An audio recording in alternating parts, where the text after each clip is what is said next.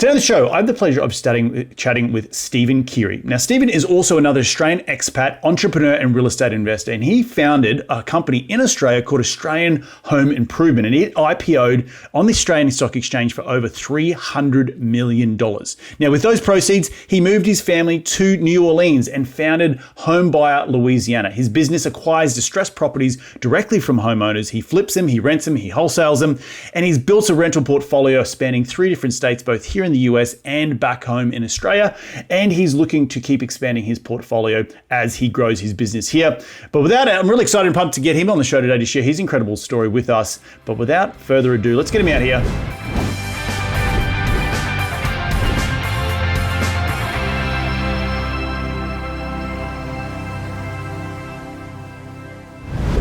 G'day, Steve. Welcome to the show. How you doing today, mate? G'day, Reed. I'm really good.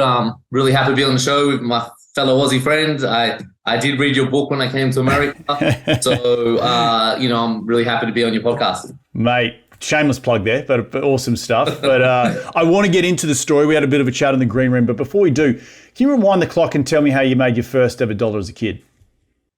That's really funny. You know what? I think I made my first dollar at a job. I got a job at Kmart. And it is funny because, I've never had a full-time job. I've only had a part-time job. So I very much see myself as an entrepreneur, but I am not that I always felt bad because most entrepreneurs have this story of how they bought this when they were 6 and they sold that. I don't have that, man. I was not on that path of being an entrepreneur.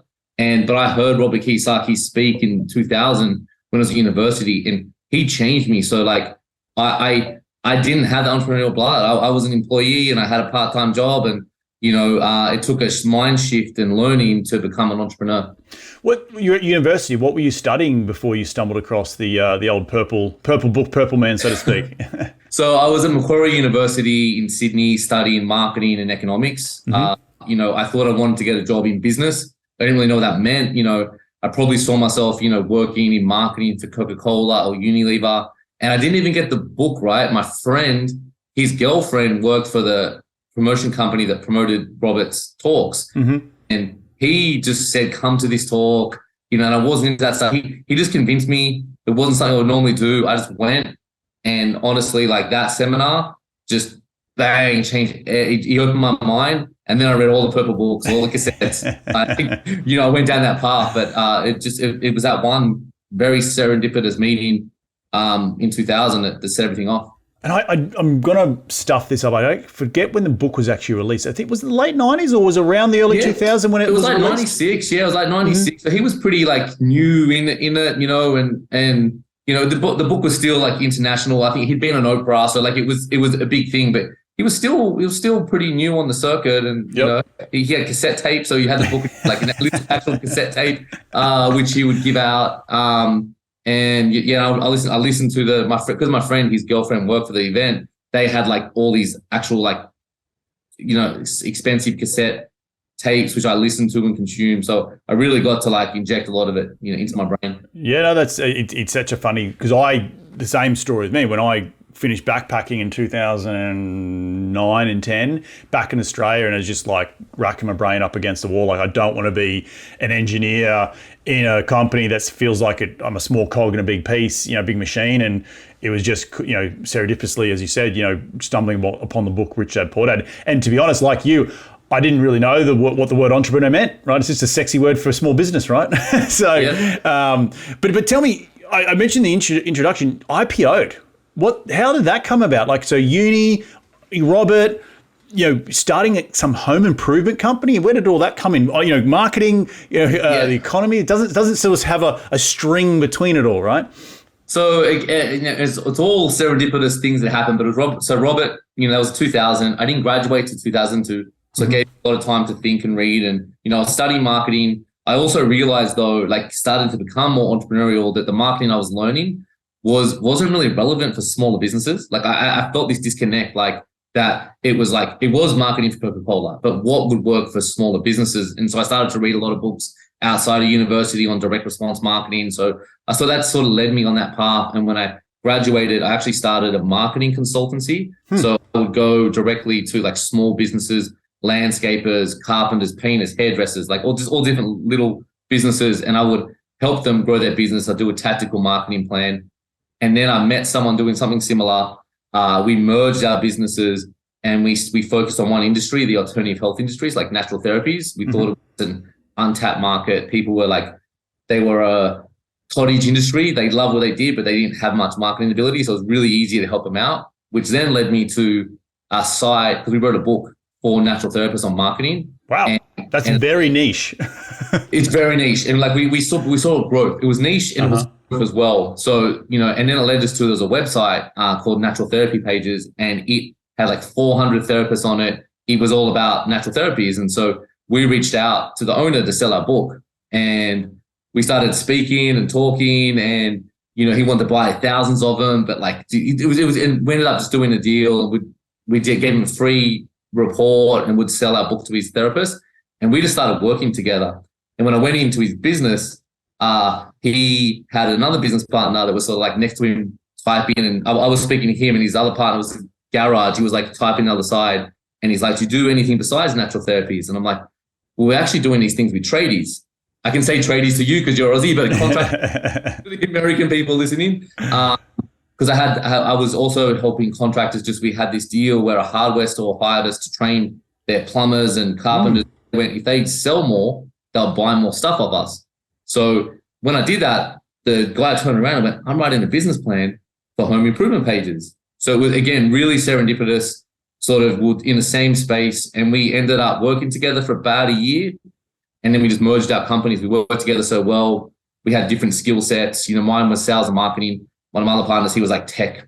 He's like Mark Zuckerberg, smart. Other guy was a CPA, so we sort of all merged our companies, and that ended up, the home improvement business became, sorry, my dog going off. It became the biggest one. And we ended up listing on the Australian Stock Exchange. We had like 300 staff. Wow. Listed at 315 million. We got to $500 million, although the market hasn't been kind. It's about 130 million right now. And just when you say home improvement, just describe to the listeners what you're meaning by the service you're providing to get a product to go to IPO, because I think it's very important to get to the nut and meat and potatoes of that. So I mean, we had a real system behind what we did, and we created a two-sided marketplace. To any American listeners, it's very similar to Angie's List and Home Advisor, the business model we had. Gotcha. Yep. Connecting contractors with homeowners. And how we got to IPO was, a lot of hard work. Really conscious of building a system. We knew we're in a race, because those two-sided marketplaces, like generally one business becomes dominant and the rest die. So we were really conscious and aggressive. We plowed most of our profits back, all our profits back actually, into growing a business. We raised money. So we went real aggressively, and that's dangerous, right? Because like you can do that and get nowhere. And luckily though, we executed really well. And so we're able to grow to, once you start to get at scale, the brand gets known, it becomes cheaper to generate leads, so we sort of built to that scale. We had News Corp, they invested in us, they bought 30% of the company. So we had some like good backing, and good players. And the IPO was a great way to go. It helped some of us like cash out some of our funds, some of our investors cash out some of their funds too, but also the ability to hold some of those shares, into the future. And was that all through, online back in the day? Yeah, we were mainly online. And look, to be honest, like I can tell you when we started, we were cold calling the tradies / to get them onto our directory. And when we first started, it was really just a better Yellow Pages. Yep. To be honest. And we would tell them to get found on Google. And the conversations I would have, be like, Google, what's that? Or Google, that's a fad. Like these were the God honest, truthful conversations that we were having at the beginning of our business. And, I think that helped us though, because Australia isn't as developed, in terms of businesses. It's harder to raise money. It's actually, I think everything we did was harder than the US. In the US, like raised capital much easier. So, but that was good because we pushed through all those hurdles. We were really like phone intensive. We really built a big sales force. Our sales was our first, like how we really grew, and no one else was doing it because it was hard. So it was harder for us to do what we did. The competition didn't start chasing us for a long time. And then we morphed into something better than just Yellow Pages. Like we became an app, you know what I mean? And, basically you post your job and you send it out and the tradies contact you. So it became a lot more sophisticated than that, but it started as a better Yellow Pages, really. Yeah, right. And when did you IPO?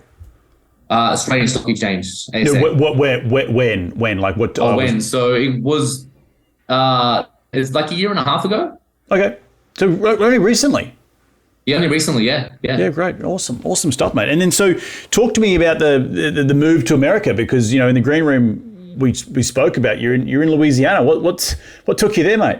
Well, so it goes back to Robert Kiyosaki. You probably see a theme. I talk, like, he's influenced me a lot. And one of his books is Retire Young, Retire Rich. Mm-hmm. And in that book he spoke about when he sold his first business, he's one of his friends who was another business person said, you have to take a year off. Take a year off. Do not do anything. Do not think about your next move. Like, just create that space. So that was my goal. I wanted to do the Robert Kiyosaki thing. I'd sold, this is after News Corp got invested. I'd sold a bunch of our shares. We hadn't IPO'd yet. But I sold some of my shares. I still had a bunch for the IPO, which is good. But I'm like, I'm going to take my year off. Mm-hmm. And we love America. We've been in 28 states. We've traveled, around it quite extensively. And New Orleans is our favorite city, super fun. I'm a Saints fan. So, so we just wanted to come here. My daughter went to a school that had a sister school in New Orleans. So we just sort of shifted her, put her in for 6 months. I'm like, I'm going to go to all the Saints games. I'm going to eat all the good food. And that was really the extent. We did not expect to move. My wife is also Australian. I had 2 kids. Mm-hmm. We've grown up in the same area for generations, actually, my wife's side and my side. And we just fell in love with it over here. We just loved the culture, the people. And my wife said, hey, we're not leaving, right? And then I went, okay, let me think about that. And then I started looking, because I wanted to do more in property. I'd done a little bit of property in Australia and I wanted to do more of that, again, a Kiyosaki thing. And I started looking at the property market here and I just realized it's so much better than back home. The property is so much cheaper to live. Sydney is the second least affordable city in the world based on income to value. So there's a bit of an arbitrage shifting from there to here. Mm-hmm. And we got a much bigger, better, nicer house, for cheaper. So it all just sort of worked out like that. Awesome, man. No, it's a weird place to end up, because I know most Australians, when they think you sort of come into LA, San Francisco, New York, Miami, Chicago, like Louisiana is not really on the map, but New Orleans is such an incredible city. I personally haven't been there and I need to get there, but such steeped in history in terms of the Deep South and all that sort of stuff, and the French influence down there. So that's really, really cool. Talk to us now about what you're building with Louisiana Home Buyers, because I think that is and how does that translate to what you built with your Australian improvement company? It actually translated quite well, actually. So, and it was funny because I didn't realize it. So I knew I wanted to do more property. I wanted to invest in property. I had 6 rentals in Australia, and I wanted to buy more here. And I bought one off a wholesaler, right? And I didn't know what a wholesaler was. I don't know if they are in Australia. If they are, I haven't met them, or maybe I wasn't aware of them. But I'm like, okay, wholesaler. These guys have the deals. Let me learn what they do. So I did a little course on wholesaling, and my intention was to be a customer. I'm like, I want to know their tick. If they got the deals, I want to get the deals. And then when I learned it, I realized it's just sales and marketing. Mm. And that was I ran the sales and marketing at our company. So when I learned, it was literally the same process, like pulling lists, running campaigns, selling, talking, negotiating. Like, it was my skill set. So I was just like, that's my skill set. Like, that's how I'm going to get into property. And I got really niche. I went, I'm just going to wholesale. The only thing I listened to was like wholesaling stuff. And, I started wholesaling aggressively, using my marketing skills, using my negotiation skills. And that was my beachhead into real estate. And then after about a year, I wanted to buy more, and I became really confident because I've learned all the values. I've met all the buyers. I've really understood the market because I was involved in a lot of transactions at a wholesaling level. That I then started aggressively buying properties myself as well. And you now sell directly to, or bring on investor capital to buy more deals? I don't, people told me I should raise funds from Australia because the returns are so bad there, but I don't really want the hassle, to be honest with you. But I do BRRRR, so I do a lot of BRRRR. And I mean, you relate because I know you're a syndicator. So it's actually, again, as a Keighery thing. So Keighery talked about getting infinite return, right? So, and he does that through Ken McElroy, obviously does similar stuff to yourself. And so that's what I went, I want to do that. And I invested as an LP, into a syndication deal in Louisiana, actually, through someone I knew. And that was cool. But then I learned about the BRRRR method. And because I'm like the LP and the infinite return is awesome. Like, hands off, I don't have to do anything. I'm getting returns. But I am a hands-on guy, and I'm like, I want to do more. So then I learned about the BRRRR method, and I'm like, it's the same thing as syndicating, really, just small scale. I can do that myself, So I would look. So when I'm doing my wholesaling, like deals that need a lot of work, I assign those to another person, so I'm earning like a fee on that. Deals that didn't need too much work, but it's still a good price, I would then buy them myself. I did have some capital from my company, so I'd pay cash, fix them, put a tenant in place, get it working. And then 6 months later, I'll refinance out all my money, 30-year fixed debt. Praise America. He's right, but Americans don't understand how great it is to have 30-year fixed debt. It does not exist in Australia. Yep. So, to be able to do that, pull out 30-year fixed debt, I get all my money out, I own the property, the tenant's paying it down, I'm making a bit of profit, it's an infinite return, and I'm going to sit on those. I'm sitting on those for 30 years, man. I'm letting that loan right out. So, so for me, I really was doing that. So I'm wholesaling some, I'm keeping some, and just I'm constantly marketing. I'm constantly looking at deals and analyzing deals and talking to sellers. That's awesome. Actually, you remind me, and I pulled this book out earlier. So the second book, you don't have the second one yet. I'll have to send you a free copy. But Jeremy Heath, he's an Aussie on the back here. He helped co-wrote 10,000 Miles of the American Dream. He has San Antonio home buyers, and his brother's got Austin home buyers. Okay. And he does a very similar thing, but more not necessarily BRRRR, but really buy around the sort of $70,000 to $150,000 price, sweep them out, get them back on the market, flip them really quickly, and has created a very pretty big company that does it now, and actually uses Australian self-directed super funds as the debt for buying, because he can give them 10-12% because he's coming in within 3 months, he's got them back out, so he's kept constantly churning money. So, and I don't mean to digress here, but it's as you're just the different ways of evolving a business into a machine, right? You talk about what you built with the Australian property improvement company around your marketing. It's also then taking that next step to say, well, what can we do to if we've got volume to then get it back out in the market?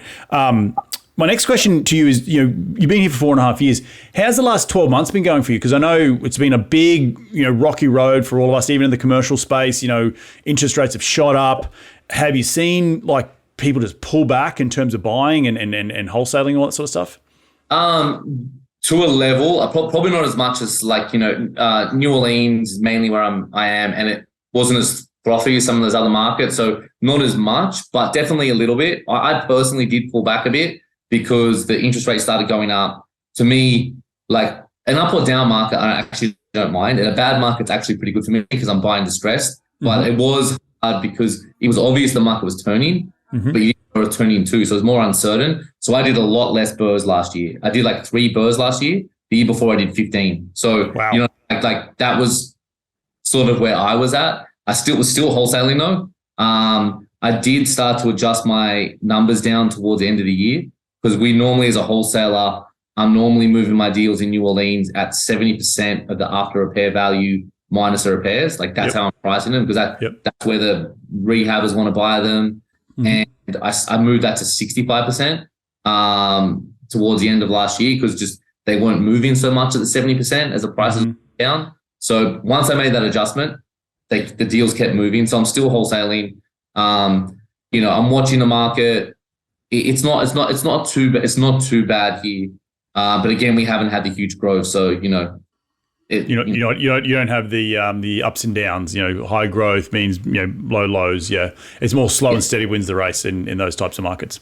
Exactly. Yep. That's awesome. So, what does the plan and the future hold for you guys? Both personally and with the business. Where do you want to be growing to coming here in the US? It's interesting because when I first started the business, I looked at a lot of the like wholesalers in different states, like the Phoenix, the Florida, the Kansas cities. And they had pretty big operations, and it resonated with me because that's I had 90 salespeople in my last company. And so I thought I was going to build that, but I must say I found that I don't really want to do that anymore. Like I'm trying to find balance because, I'm lucky. I mean, our company did IPO. I still had a bunch of shares. So, I have some capital and, I've taken a bunch of risks and I don't really need to do that. So I've sort of settled on being a smaller company. I mean, I do have systems and it is a flow. I have a full-time employee. I got some VAs and some people that contract to me. But I don't want to, whereas I thought in my head, I'm going to build this big company, sales machine, wholesaling. I'm actually pretty happy just to churn along, doing, 4 to 8 deals a month and acquiring good assets myself. So just, building some good income through like the assignment fees and then building some great assets as I go. And I'm pretty comfortable there, to be honest with you. And then, it was a lot of long nights, a lot of like big days. I sacrificed a lot of time with my family building that company. And for the record, the name is hipages. It was Home Improvement Pages. And hipages is the name. Got it. Company. So I sacrificed a lot of like time for that. And I don't want to do that anymore. We'll talk about that because, burnout's real, right? It's real, and some people was talking. I want a mastermind group with a couple of other heavy hitters in the multifamily industry. Brian Burke. People who are listening to the show probably don't know who he is. He's been on the show. He sold 75% of his multifamily portfolio last year. He had a lending company that he sold. And one of the guys on the mastermind yesterday was asking, like, what does Brian Burke 2.0 look like? And similar to yourself, it's like, he's like, I don't know. I don't, maybe I don't want to do, like, you got to ask yourself, do you want to saddle up and go again? Because that's what you do. Coming out of a big exit, regardless, whatever company it is, you've got to truly ask yourself, do I want to get back on the horse and go for another ride? And how much do I have legs in me? And he was saying that some of the guys that helped build his first company are approaching 60, 65. They might not want to do it again. So he's got to go and like find new employees and all that sort of stuff. And it's a big question to ask yourself. And it's not necessarily a bad question to say, look, hey, I'm going to not tap out, but I'm going to take a different path. Talk to me about, the mindset shift of that, because, we're also growth. You coming from Australia, that Americans are just like next level in terms of how they think. So how does that, it must sort of contradict one another, the old school and the new school stuff. Yeah, I do find myself sometimes like getting aggressive and then be like, so I will ebb and flow a little bit, but I've got a different view about work-life balance, right? So I think people want work-life balance. I think work-life balance is important, but if you really want to be successful and have a lot, you can't have balance from day one, So I think my version of balance has changed in that, like, in the early days of hipages, man, there was no balance. Like, man, I worked my ass off. I was there super early. I was there super late. But then the balance didn't come in like, having I work half and I have time off. It was here. But then I took a total year off. Mm-hmm. When I came here first, I wasn't working. Literally, I took a year off. We ate out every day. We went around New Orleans and just ate every good food there is, and there's a lot. We got through about 10% of it. And so for me, like, the balance is a little bit like that. So and now I've been working a bit, but I don't want to push too much that way. I'm just trying to keep it here, and because what's the point? Right? Like, I loved every minute of hipages. I love the growth, but I'm like, do I want to saddle up again? Like you said, at the end of, I don't want to be super old and then try to relax, I want to enjoy myself now, and that's why I like real estate. Again, Keighery, like, build your business, use your business to buy real estate, builds that longer term wealth. So, I do struggle with it. I do change a little bit. I do sometimes get more aggressive. I don't think I'm ever going to go all the way in. I did invest in a few startups. I made a few angel investments, and I got with like local angel network here, and that sort of allows me to. I love touching the entrepreneurs. It's sort of like being it's like being a grandparent and being a parent. You're stuck with it. Grandkid, you can come in and give them some lollies, have a bit of fun, and walk out the door. Like I don't mind. I try to that. I want that to be my interaction. With growth enterprises. That's awesome. No, I think that's such a good perspective, and probably I don't talk a lot about on this show. All the founders that I speak to, we don't talk about that. Like getting to that successful exit and what does the journey look like 2.0. And I think a lot of, now that I say it out loud, I'm thinking back to all the shows I have interviewed people who have been at that stage, which has been far and few between, to be honest. So congratulations to getting to such a big IPO and an exit so early on. But I have spoke to another gentleman, a British guy who, and I'm going to stuff up the name, but he was in gaming, made a huge, massive exit, and then started becoming an angel investor in commercial real estate. And he just looked a little different, right? And I think there's a part of you that has the value part, like the I needed to prove it to myself that I could get there, and you did, and you climbed that mountain, and you're like, all right, well, maybe I don't need to have the gas all the way to the floor and just hooning at like 200 miles an hour. I could probably ease up a little bit, and that's okay, right? There's a lot of risk in that. There's a lot of risk in that too, right? Because there was no luck in what we did, right? Because like we executed, we worked our ass off, but we were lucky to not have bad luck. You know what I mean? Like, because lots of people can do all the right things, you can try really hard, and then something happens in the market, a competitor or Google does something, you get disrupted, and we were plowing our profits into growth, so we needed to get an exit to really make it worth our while. It could have not happened, what I mean? So again, I just don't feel that I rolled the dice, we did really well.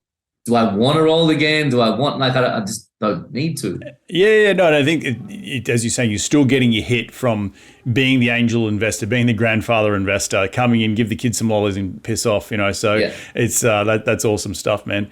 At the end of every show, we like to dive into the top 5 investing tips. You ready to get into it? Let's do it. Mate, what's your daily habit that you practice to keep on track towards your goals? So, I'm big, I really love Miracle Morning, also Al Elrod. So in the morning, I sort of roll in the habits together. I meditate, I do some affirmations, and I do the one thing from Gary Keller. So every week I go through and I look and I have my one thing for 5 years, 2 years, 1 year, 6 months, this week, and sort of keep myself focused like that all the time. Awesome. Question number 2 has been, who's the most influential person in your career to date? I think you know the answer. But, besides that, I had some really good partners at hipages. We learned so much from each other with different skills, so David Vitek was one of my partners, and man, that guy just will push you. The bar's so high. He taught me how to think big. My other partner, Robbie, Sharon Zipser, he was an implementer, just operational, amazing. I had Michael Pang, who was he really did the big deals, charismatic. So, I think, those people definitely, we rubbed against each other the whole time, and, sometimes argued and because part of the wages in business, the best decisions actually in the middle somewhere. That's what I learned. Like, you have these different opinions, and it's like working them out. You get to that middle, and it's a much better answer. Yeah, I completely agree. When you're not necessarily compromised, but it's using other people's advice to get to the decision where you need to go to. So different perspective. I think there's different perspectives, and when you sort of consider them all, you use a bit of it all. That's right. And it's your ability as a human to take it on, and as an entrepreneur, to take on that advice, take on that perspective, put it in a blender, where you're going to head out to. So, yeah. Question number 3 is, what is the most influential tool in your business? When I say tool, it could be a physical tool like a journal or a phone that you just can't run the business without, or it could be a piece of software that you just can't run the business without. What is it? Salesforce.com is my CRM. I use it religiously. I probably use it different to most real estate people because we use it at hipages. I mean, I know it back to front. I built lots of processes through it. So I pretty much use the same style in my real estate business. And I think most real estate people would look at what I'm doing and like, what are you doing? Like, because it's probably not how I wouldn't tell someone else to set it up like I did it. But because I spent so many years in it, it's like it runs everything, leads, follow-ups, it's all dashboards, it's all in Salesforce. That's awesome. Question number 4 is, in one sentence, what's been the biggest failure in your career? What did you learn from that failure? Man, so many failures. They're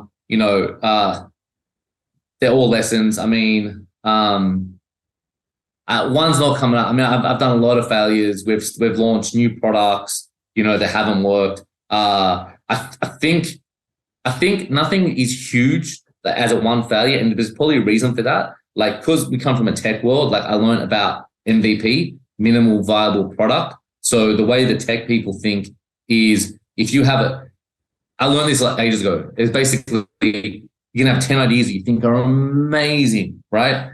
And 9 of them are crap, right? It's just fact. It's fact. Like, my ideas, they're all crap. Like, most of them are crap. And I think the mistake most people make is they're convinced their one idea is awesome and they throw everything into it. They build all this stuff. They spend all this time working on it before they get any feedback. And the tech way is, cool, you got this idea.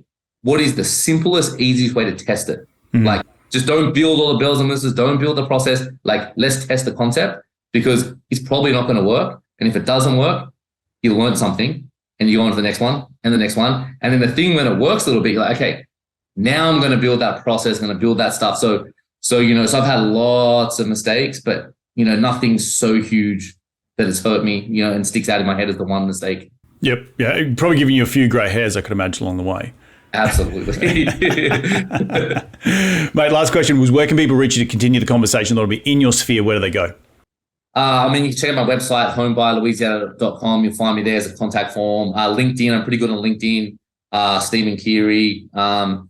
You can even Facebook me. I really tried to keep Facebook as personal for a long time. I gave up on that about a year ago. And so you can Facebook me as well. Awesome stuff, man. Well, look, I want to thank you so much for jumping on the show today. I just want to reflect some of the things that I took away from today's show. I think, your ability to be humble, and thank you for being humble with the building something that was, that you saw had such a growth pattern, and coming from I think you were saying the herbal market space, and it just sort of snowballed into this other thing, and home builders, and, setting up the Angie's List equivalent in Australia.